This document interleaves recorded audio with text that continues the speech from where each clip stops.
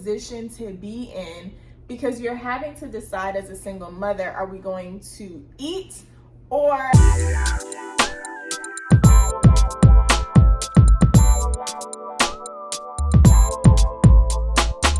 Hey beauties, welcome back to Just Call Me Tasha, where we talk about mental health, self-care, and journaling. Today, Kayla's here with us, so y'all already know what time it is. It is Turn and Talk Tuesday.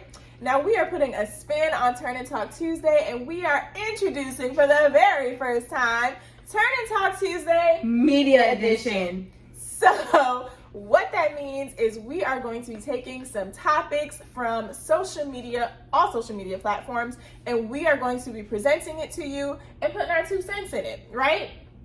I think it would be really good to discuss some of these topics in depth, as I like to do, and just chime in on how we would feel as the mother and as the child.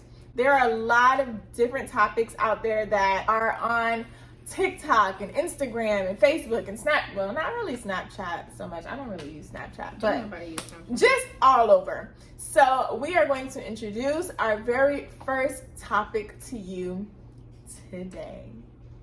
Here goes. So I'm looking at the computer. Just kidding.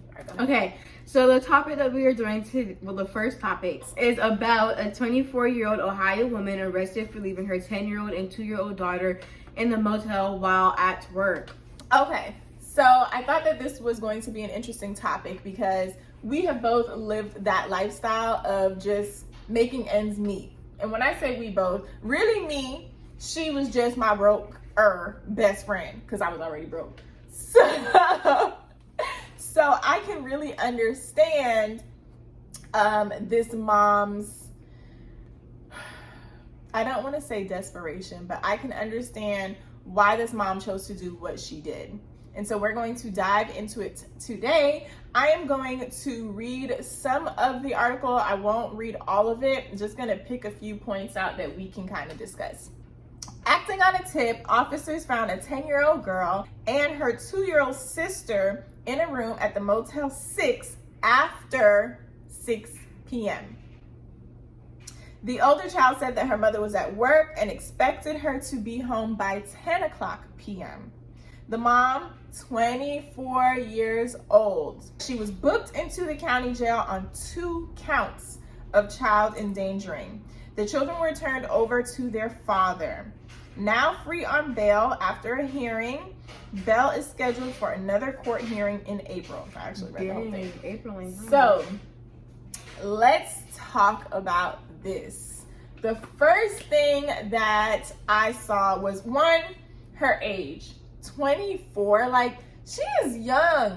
She's very, very young. She has 2, I want to say young children. 10 is young, but the 10-year-old was able to say, like, when her mom's gonna come back. When my mom's coming back. My mom's coming back at 10 o'clock p.m. It's only 6. We got 4 hours to go. We straight, right? So it sounds like she has some level of maturity and she knows what's going on. I think as a mom, sometimes you try to gauge, like, your children's maturity level and what you feel like they can and cannot handle. And I think maybe she could have been in that situation where it was like, oh, Yaya got this. She could stay at home with Day Day. They're okay, you know? Any thoughts on that part of it? I gathered everything from this, so I'm gonna say what I need to say. Okay. So I feel like it's simple. Either the kids stay home and have food, or we often to be hungry. Wait. Either the kids stay home and I work and I will be able to bring food back for them and we have a place to stay, or we're gonna be out on the streets and they're gonna be hungry.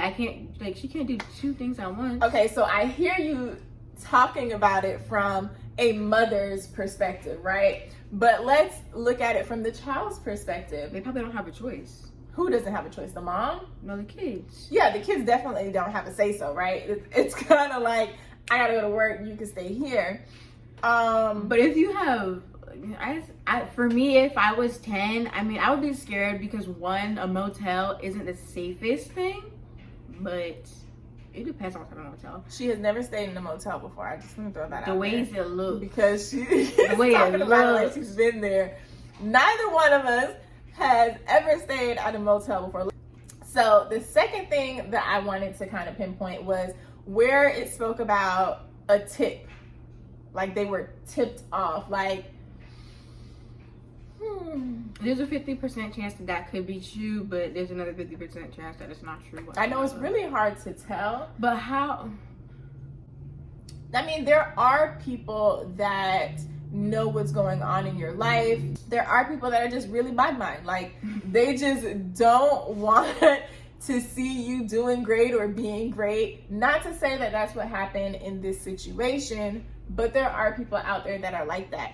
It could have been the children's father that tipped them off. It could have been the clerk at the Motel 6 that's like, this is dangerous, and tipped them off. It could have been the person checking on her kids. Could have been the person that's checking on her children, right? We have no clue if somebody actually did tip them off or who the person was, but it's such a scary position to be in because you're having to decide as a single mother, are we going to eat or am I going to miss work and stay home? I mean, if they're staying at a motel, that's a sign, baby. Right. Like, I don't know how much motels cost, okay? But I do know that a motel is a step down from a hotel. So, she needs the money. They obviously need the money. So paying for a babysitter is probably out of the question. And not only that, can you really trust people nowadays? Mm-hmm. I wouldn't trust anybody. I'm not paying anybody that I don't know to come in and watch my kids. As a single mom, that's not something that I would have done. Yeah, no. The part where they gave the kids to their dad, I feel like there's a reason that maybe the kids weren't with their dad, they were with their mom.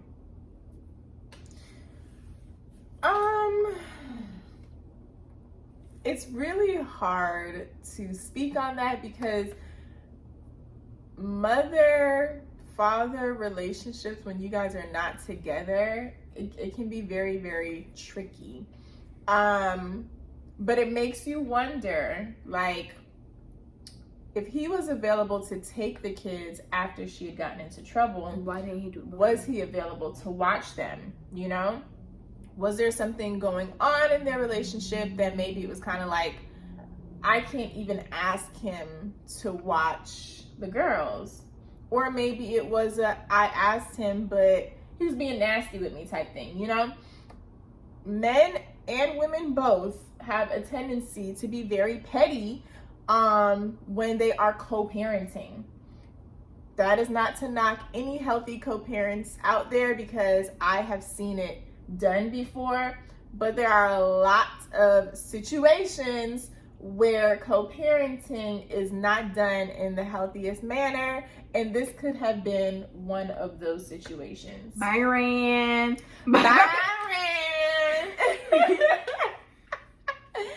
Oh my goodness. So, is there anything else? I feel like we can dig a little bit deeper into this. I just don't know how to get there. I don't know what, I mean, it's simple. This is like a very simple thing.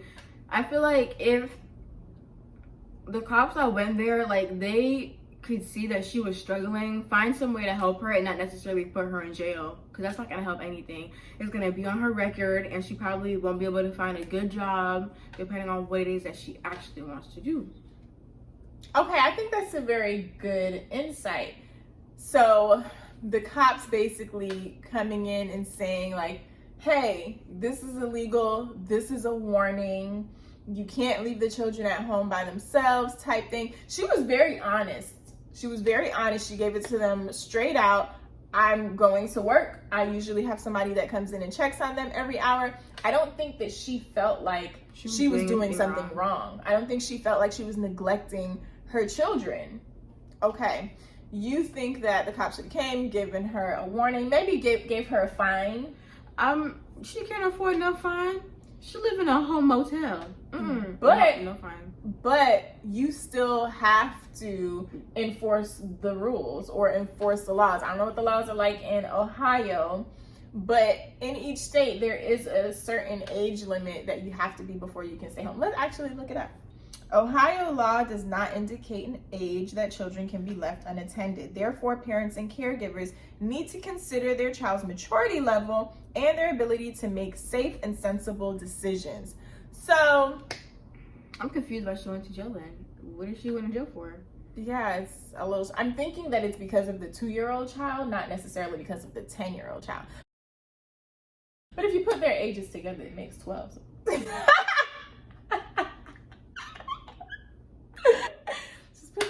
Together, you'll be but old then enough. if it was just a 2-year-old, then she would only have 1 child endangerment, not 2. But okay, it says they don't have a limit. If you leave your kid like 2 years old at the house by themselves, that's not smart. Like, I would put you in jail too, but you have a whole 10-year-old there, like, you're okay.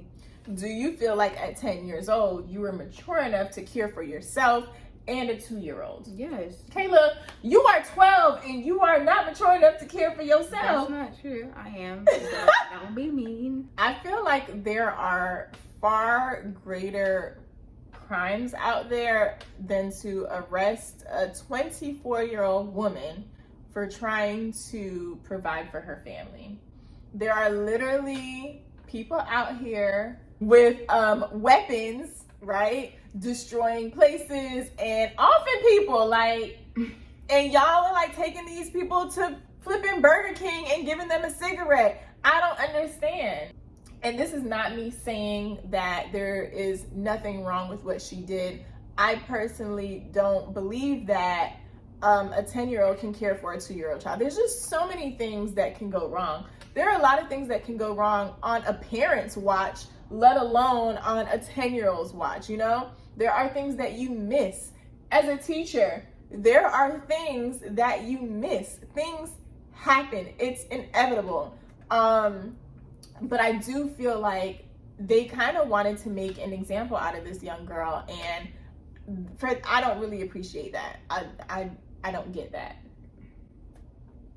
This concludes our first Turn and Talk Media Edition. And I think I really enjoyed this. Yes. So I want you guys to comment down below your thoughts on this topic. Can you relate? Has anything like this ever happened to you? Have you guys heard about this story? And go ahead and chime in, give your 2 cents. Let us know how you feel. Until next time, y'all, be blessed. Why do you do it like this and I do it like this?